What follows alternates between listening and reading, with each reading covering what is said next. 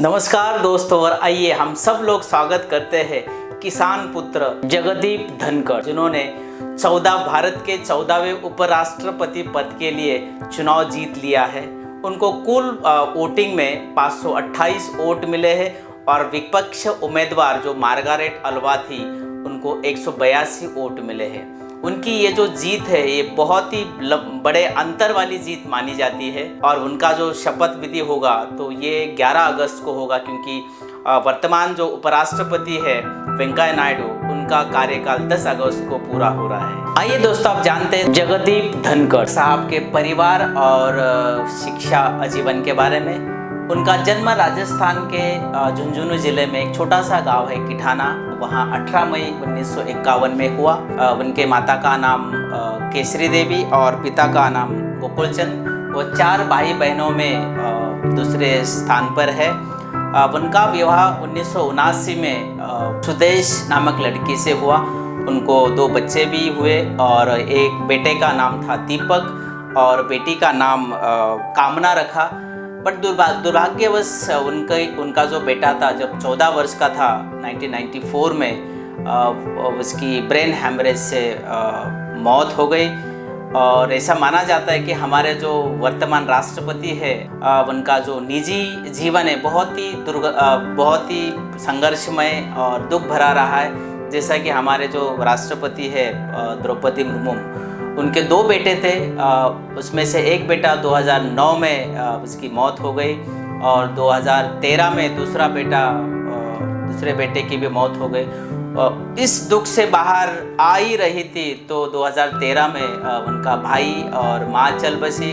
तो ये बहुत ही दुख भरा और संघर्ष भरा रहा है उनका दोनों का भी निजी जीवन।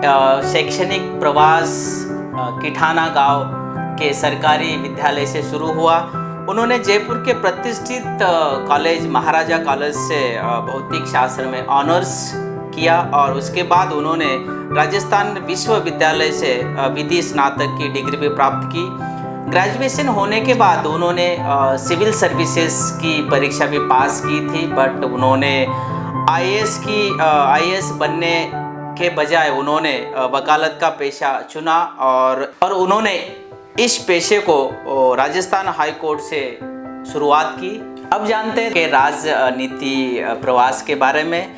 उन्होंने अपनी राजनीति जनता दल पार्टी से की। 1989 में उन्होंने झुंझुनू से पहली बार सांसद के लिए चुनाव लड़ा और वहाँ उनको जीत मिली और वीपी सिंह सरकार में वो केंद्रीय मंत्री भी बने थे, तब वो कानून मंत्री बने थे। और 1991 में उन्होंने जनता दल पार्टी को छोड़ के कांग्रेस में प्रवेश किया, क्योंकि तब उनको टिकट नहीं मिला था।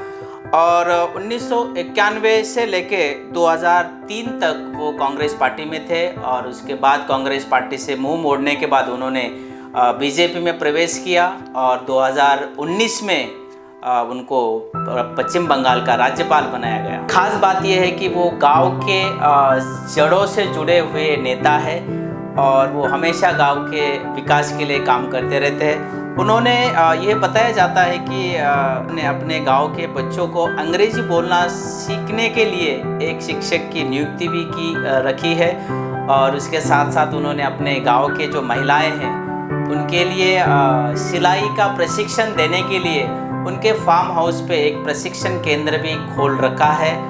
उसके साथ साथ राजस्थान राज्य से उपराष्ट्रपति बनने वाले धनखड़ साहब दूसरे नेता हैं। उसके पहले भैरव सिंह शेखावत, जो 2002 से 2007 तक भारत के 11वें उपराष्ट्रपति थे। तो दोस्तों, ये कुछ बातें हमारे 14वें उपराष्ट्रपति श्री जगदीप धनखड़ साहब के बारे में, और फिर मुलाकात होगी नए वीडियो के साथ। Thank you for watching.